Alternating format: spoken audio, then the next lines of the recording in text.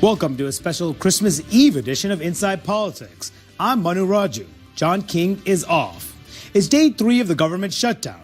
The president is at the White House tweeting about the need for a border wall, while congressional leaders are at home for the holidays waiting for signs of a deal. President Trump also spending his holidays frustrated with his outgoing defense secretary, his acting chief of staff, and his Treasury secretary.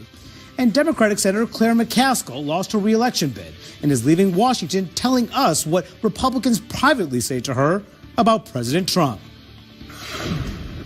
Now, they'll tell you, if it's just the two of you, the guy's nuts. He doesn't have a grasp of the issues. He's making brash decisions. He's not listening to the people who know the subject matter. But in public, if they go after him, they know they get a primary. This is a completely different Republican Party. Now, I think history will judge some of my colleagues harshly that they didn't stand up to this president. But we start with another market cliff dive. The Dow is down big again after a weekend that left investors scratching their heads and riddled with new concern over a coming financial crisis. Treasury Secretary Steven Mnuchin today is convening the president's working group on financial markets, sometimes referred to as the Plunge Protection Team. Word of that meeting follows a statement from Mnuchin on Sunday that caught nearly everyone off guard. He announced he's just spoken with top bank CEOs and said they'd assured him they'd have ample liquidity for lending. That left some wondering, was there some concern that they didn't know about? A source familiar with the call says the bank execs were totally, quote, baffled. And we're also told that Secretary Mnuchin is now in the president's crosshairs for how things are going on Wall Street.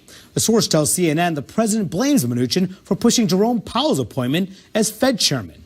Beyond that, the source says that Trump thinks his Treasury Secretary isn't doing enough to stabilize markets and believes Mnuchin could be doing more to reinsure investors. And here's how the president sums up his frustration with the Fed, tweeting this morning that the only problem our economy has is the Fed. They don't have a feel for the market. They don't understand necessary trade wars or strong dollars or even Democrat shutdowns over the borders. The Fed is like a powerful golfer who can't score because he has no touch. He can't putt. Here with me to share their reporting and their insights, Sungmin Kim with the Washington Post, Burgess Everett with Politico, Michael Shear with the New York Times, and Margaret Talev with Bloomberg.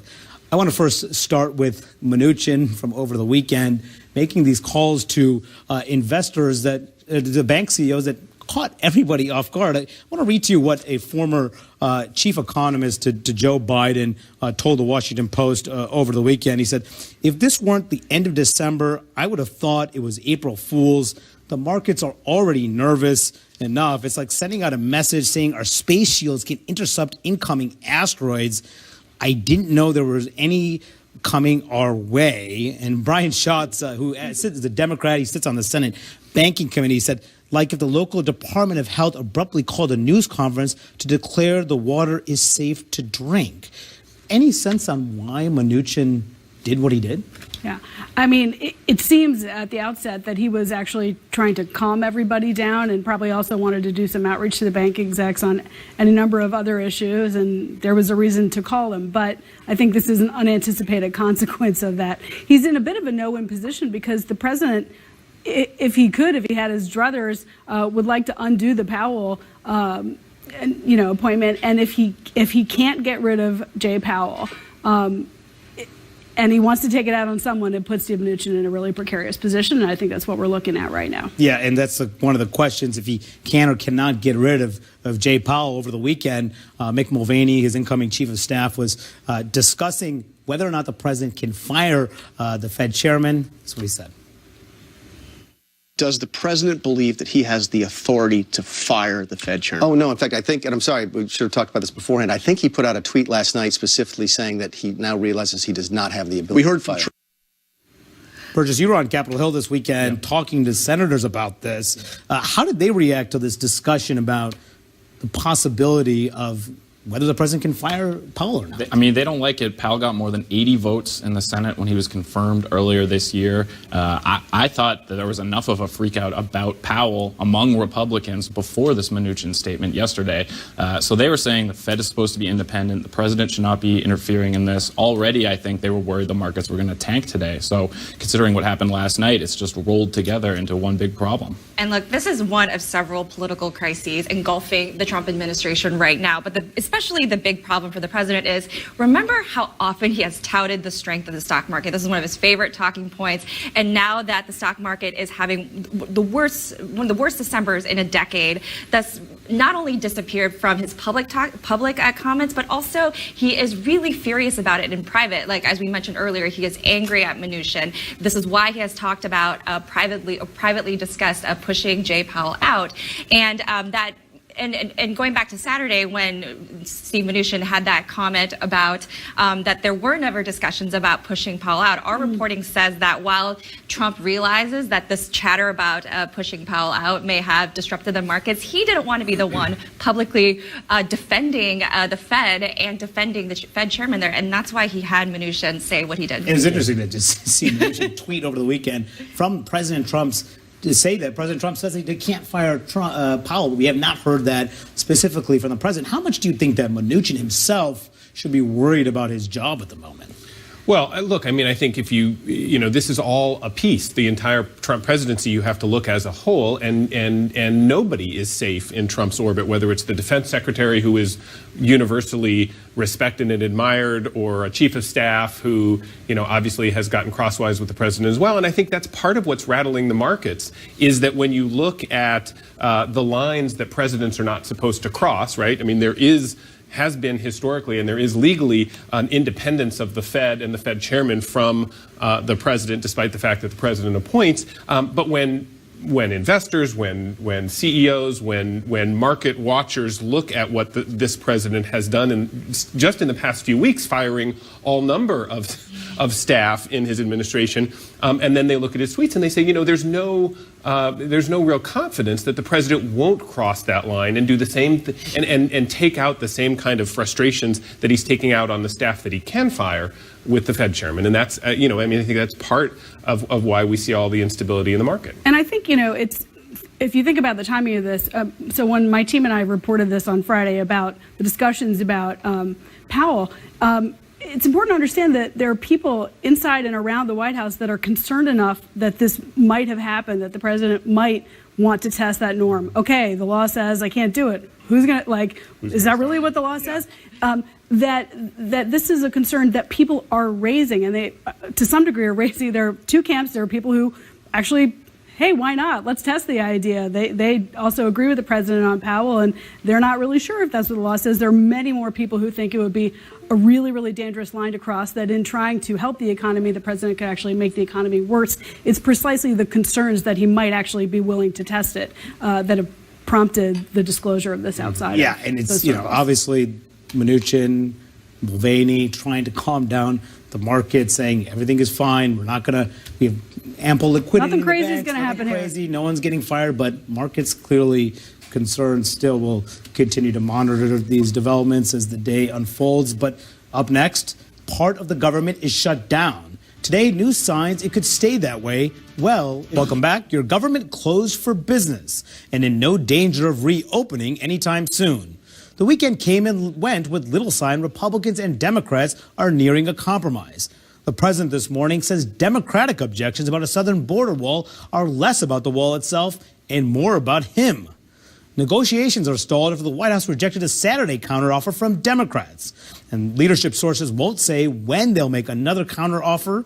And the president has failed to tell lawmakers exactly what his bottom line is. And privately, Republicans say the president is willing to back off that demand for $5 billion for a wall. And that's something that his incoming chief of staff, Mick Mulvaney, publicly signaled yesterday. But Democrats say any wall money is a non-starter. Are you at all open to anything in between $1.6 billion and $5 billion? Well, what Chuck Schumer and Nancy Pelosi have both told the president is we're not going to build a wall, period. So we just learned that the president's going to have a border security meeting this afternoon. Press Secretary Sarah Sanders just said that Secretary Nielsen, the Homeland Security Secretary, will be at this 2 o'clock briefing. We don't know who else is going to be there. But you spent the weekend in Capitol Hill, Burgess. I'm sure you were excited to be there. It was great.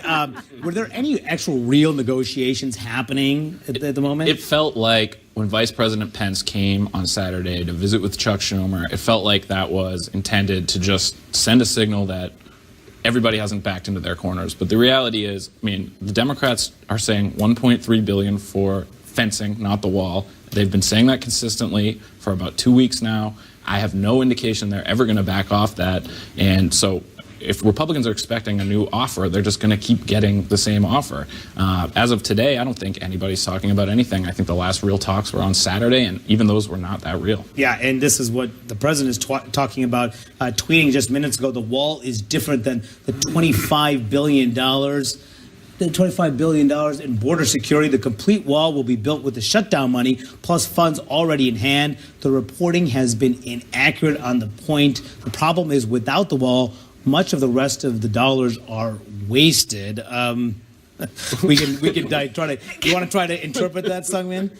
Good luck. It's a little difficult right now. The $25 billion figure has been around for some time as border security / wall payment. This was part of negotiations that Democrats and the president engaged in earlier this year when the fate of the Dreamers was at stake. It's a deal that the president rejected, that a lot of people now say he probably should have taken because that was his last best chance at a wall. But look, I think Mick Mulvaney's prediction on the shows yesterday is pretty accurate when he says he could see this going in for a long time, because you do see how the two sides are so dug in. There are some private indications and public indications that the White House is willing to come down from the $5 billion offer. I imagine some Democratic senators say privately that they may be able to go up a little bit from the $1.3 billion as long as it's not for a wall. But remember, Nancy Pelosi and the House Democrats come in charge January 3rd, and at that point, the president's leverage is going to continue to decrease. Yeah, they don't really have much of an incentive at the moment. Exactly. And comments from Stephen Mnuchin over the weekend. We'll continue to monitor all this as the day develops. But first, it's been a dramatic split between Defense Secretary James Mattis and President Trump. And today, Trump expanded on their differences, tweeting, "We are substantially subsidizing the militaries of many very rich countries all over the world, while at the same time these countries take total advantage of the U.S. and our taxpayers on trade." General Mattis did not see this as a problem. I do, and it is being fixed. Mattis' resignation come after Trump's unexpected announcement to withdraw all U.S. troops from Syria. Now, Deputy Secretary of Defense Patrick Shanahan will become acting secretary on January 1st. 2 months earlier than Mattis had planned for his resignation. CNN's Pentagon correspondent Barbara Starr joins us now. Barbara, what do we know about Shanahan? Is he more aligned with the president's policy views than Mattis's?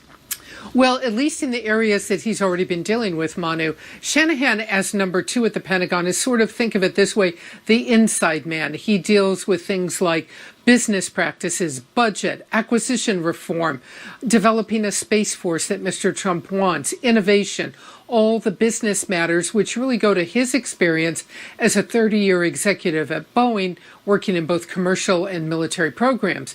But he doesn't have any foreign policy or national security or military experience. So far, he hasn't had to say no to Mr. Trump. He's been lucky enough to be involved in the issues that Trump relates to. Now Shanahan will be on the world stage, having to deal with allies and adversaries, and that will present him some very significant new challenges. Manu? Barbara Starr at the Pentagon, thanks. A new Trump tweet, Saudi Arabia has now agreed to spend the necessary money to help rebuild Syria instead of the United States. See, isn't it nice when immensely wealthy countries help rebuild their neighbors rather than a great country, the U.S., that is 5,000 miles away, thanks to Saudi A. So clearly the president continued to feel all the backlash about a number of his decisions, namely pulling troops out of Syria. The president is clearly going alone on this. I want you to listen to one of the top White House aides, Mercedes Schlapp, who spoke on earlier today, asked about who else was involved in this decision, and that's how she responded. Can you name an advisor the president has that recommended he pull out 2,000 troops? I'm not going to get into the internal discussions of how the decision was made. At the end of the day, we all serve in the position of advising the president. It is up to the president to make the final decision. Any chance the president backs off this decision? It seems like he's digging in. Well, that executive order is now being implemented. I mean, he's certainly been under pressure to at least slow it down, if not change his mind. But this is what prompted Jim Mattis's, resignation. And then the backlash from that, the heat on the president, is what prompted the president to get Mattis out of there before he could either do a goodbye tour with troops so everyone could see how much people loved him, or could go to Capitol Hill still in his capacity and be grilled. So the president is standing by his decision for now, but defensive about the backlash that he's faced about it. And the backlash is real. And what's remarkable over the weekend, I mean, just to look at how James Mattis, a man respected for his years of service across the aisle, both sides of the aisle, supposed to leave at the end of February. Suddenly, Trump tweets on Sunday that he was dismissing him. And the reason we're all learning about is because of the news coverage, not what Mattis said initially, but how it was perceived. Help our viewers understand how the president processed this decision and why he responded to the news coverage rather than the decision to resign itself. Well, I mean, I think, look, there's nothing other than personal pique here, right? Like, I mean, Mattis was being hailed in the recognition of the fact that he had been widely respected as somebody who sort of was a guardrail for the president, helping to prevent the president from doing things that allies and his folks here in the government didn't want him to do. And the more that Mattis was hailed as that kind of person, the more Trump grew frustrated with it. And so out of personal pique, wouldn't you want your defense secretary, your outgoing defense secretary, to be in office for several weeks, if not a couple of months, to do a transition to the next person? But instead, because of the personal frustration that he didn't feel he was being, his decision was being questioned, and he didn't feel like he was being compared adequately to this outgoing general, he decided to terminate him, in a matter of days. And I think that underscores what is so troubling to allies, especially around the world.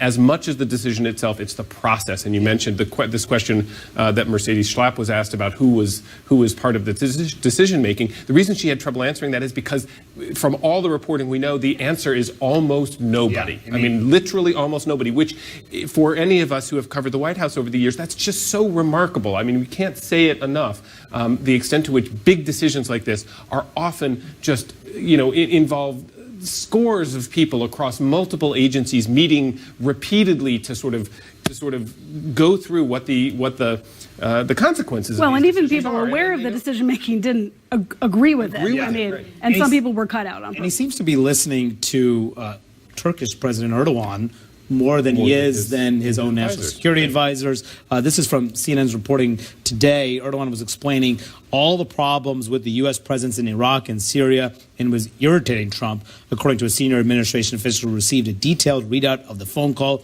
between both presidents. Okay, it's all yours. We are done. That's what Trump said, according to the source. How do you react to that?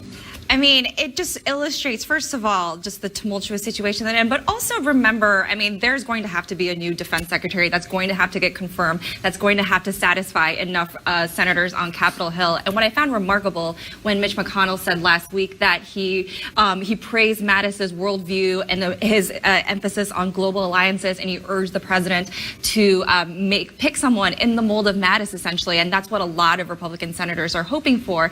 The problem is, it's Mattis's precise worldview that got him canned by the president. So who is going to pass muster with both President Trump and particularly Senate Republicans? You have senators, including Joni Ernst and Mike Rounds, both Republicans on the Senate Armed Services Committee, openly lobbying for Heather Wilson, who's currently the Air Force Secretary. And it's pretty unusual to see Republicans openly pushing candidates like that. And I think it does kind of underscore the uncertainty that Senate Republicans have about who the president may ultimately 53-47 Senate. I mean, there's still a good chance someone gets confirmed, but this could be a fight. This is typically one of the easier slots to confirm.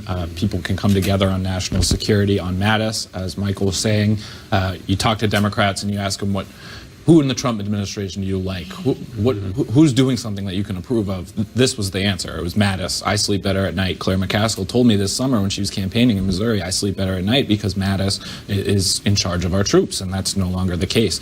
And I also think the interesting thing is I don't think the president's really listening to your hawkish types right now. I mean, look at who he's praising in his Twitter account. It's Rand Paul and Mike Lee, who are typically people outside the mainstream of the Republican Party with their isolationist foreign policy views, and instead the president is tilting way more towards them. Yeah, right it's now. amazing to see the full-on embrace of Rand Paul when most Republicans on Capitol Hill say completely opposite of what Rand Paul says on these issues. More on that ahead. And before we go to break, former National Intelligence Director James Clapper channeling the ghost of Christmas yet to come with this ominous prediction for next year in Washington. We may look back in 2019 longing. Right now, the Dow is down close to 500 points. This follows the steep losses we saw last week, the worst week for the index since the 2008 financial crisis. Uncertainty in Israel as leaders of the coalition government announce they'll dissolve parliament and hold early elections in April. Prime Minister Netanyahu's right-wing partnership currently has a one-seat majority and could need the early vote to renew their mandate as they face trouble on multiple fronts. Netanyahu himself faces corruption allegations, and Israeli police say there's enough evidence to indict him. Senator Bob Casey is still kicking himself for Hillary Clinton's loss in his state back in 2016. He tells Politico he regrets not urging her campaign team to visit the non-major cities in Pennsylvania. Senator Casey won a third term last month, carrying some of the working-class counties he says Clinton should have seen more of. As for a possible White House run, political sources say it's unlikely Casey will enter the fray, but could be someone's pick for VP. And more intrigue surrounding the so-called mystery company that's become part of the Mueller investigation. Chief Justice John Roberts last night halted a contempt citation against the unnamed foreign-owned corporation. It essentially pauses an appeals court ruling ordering the company to turn over information about its commercial activity until the justices can review a response from the government, due by December 31st. And next, the nickname is back. President Trump and Senator Bob Corker trade jabs once again. I'm Alex Trebek, here to tell you about the Colonial Penn program. If you're age 50 to 85 and looking to buy life insurance on a fixed budget, remember the 3 Ps. What are the 3 Ps? The 3 Ps of life insurance on a fixed budget are price, price, and price. A price you can afford, a price that can't increase, and a price that fits your budget. I'm 65 and take medications. What's my price? You can get coverage for $9.95 a month. I just turned 80. What's my price? $9.95 a month for you, too. If you're age 50 to 85, call now about the #1 most popular whole life insurance plan, available through the Colonial Penn program. It has an affordable rate starting at $9.95 a month. No medical exam, no health questions. Your acceptance is guaranteed. And this plan has a guaranteed lifetime rate lock, so your rate can never go up for any reason. And with this plan, you can pick your payment date, so you can time your premium due date to work with your budget. So call now for free information. And you'll also get this free beneficiary planner. And it's yours just for calling. So call now. Call 1-800-775-6214 for your free information and your free gift. That number again is 1-800-775-6214. Call now. We're hiring a life auxiliary. What is that? I need assistance. I can only move my neck. You can move your mouth. As can you. A job he never expected. You're waterboarding me. You are not qualified for this position. Have you ever changed a catheter? I can't feel it. Well, I can. Became a friendship he never imagined. I get treated like I'm invisible. Welcome to my world. Which car is yours? All of these to the right. Oh, my God. They're not practical. Exactly. The Upside. Rated PG-13.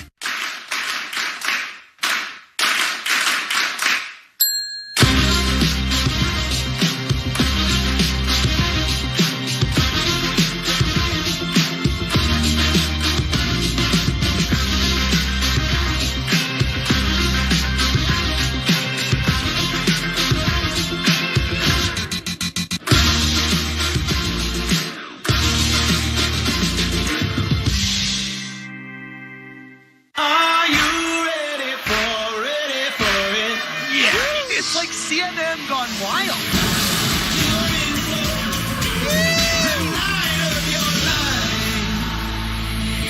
TMI. Too much. When it's Mercedes-Benz, it's Mercedes-Benz of Fort Washington, Westchester, and Atlantic City. My Mercedes experience was off the charts. My sales rep got me my dream car at my dream price. Our goal with every client, every day, is to deliver an unforgettable experience. It's simple. 3 locations, a friendly, experienced staff, and more selection makes your Mercedes experience easy. Mercedes-Benz of Fort Washington, Westchester, and Atlantic City. My experience began at yourmercedes.com. You always pay your insurance on time. Tap one little bumper and up go your rates. What good is having insurance if you get punished for using it? Newsflash, nobody's perfect. For drivers with accident forgiveness, Liberty Mutual won't raise your rates due to your first accident. Switch and you could save $782 on home and auto insurance. Call 1-888-574-3356 for a free quote today. Liberty Mutual Insurance. Liberty, liberty, liberty, liberty. CNN Special Report, Presidents Under Fire, The History of Impeachment, Sunday at 10. Closed captioning brought to you by Sokolov Law. Call 800-891-5400 today. Mesothelioma victims, call now. $30 billion in trust money has been set aside. You may be entitled to a portion of that money. Call 1-800-891-5400. That's 1-800-891-5400. President Trump has his own airing of grievances happening on Twitter right now. In the past hour, Trump has tweeted about the shutdown, border security, Saudi Arabia, and the wall. His latest tweet, I'm all alone, poor me, in the White House, waiting for the Democrats to come back and make a deal on desperately needed border security. At some point, the Democrats not wanting to make a deal will cost our country more money than the border wall we are all talking about. Crazy. Mentioned in today's tweet storm is outgoing Republican Senator Bob Corker. Trump name-checked the senator this morning and last night. The message, don't let the door hit you on the way out. Corker wanted to run, but his poll numbers tanked when I wouldn't endorse him, the president tweeted. Trump goes on to say that without his endorsement, it was game over for Corker. The senator fired back. Yes, just like Mexico is paying for the wall, insinuating there was Trump was just lying and ending the tweet with the hashtag alert the daycare staff. But not all GOP senators are on the president's naughty list. Trump gave Majority Leader Mitch McConnell a shout out Sunday saying, Mitch McConnell just told a group of people and me that he has been in the U.S. Senate for 32 years, and the last 2 have been by far the best and most productive of his career. Tax and regulation cuts, V8 choice, farm bill, criminal justice reform, judgeships, and much more. Great. It's not entirely clear what Mitch McConnell meeting was at with the president, and also Bob Corker and him. This feud's been going on for some time. Clearly, also, there's some factual inaccuracies with that we can get into at some point. But I do want to point out he was responding to Corker's comments yesterday on State of the Union, where he raised a lot of concerns. And one of the things that Corker said was the next 3 months of this presidency could be integral to determining the future of President Trump. This next 3 months is going to be a very important 3 months for our country. I'm cheering the guys on that are there, but I think this next 3 months could well determine whether he decides to run again or not. I mean, do you guys cover the White House? Do you think that the White House views it this way, that the next 3 months are that important, or no? Well, yeah, look, one of the things that's characterized this White House has not been extended planning and looking down down the road in any long way. But I do think that there's a sense of dread in the West Wing about what potentially is coming on a number of fronts. There's the Mueller investigation and that looks to the extent that we all can know the timeline of it. It looks like that might be wrapping up in the next few months. There's the Democrats taking over in the House, which leads to investigations, and there's just a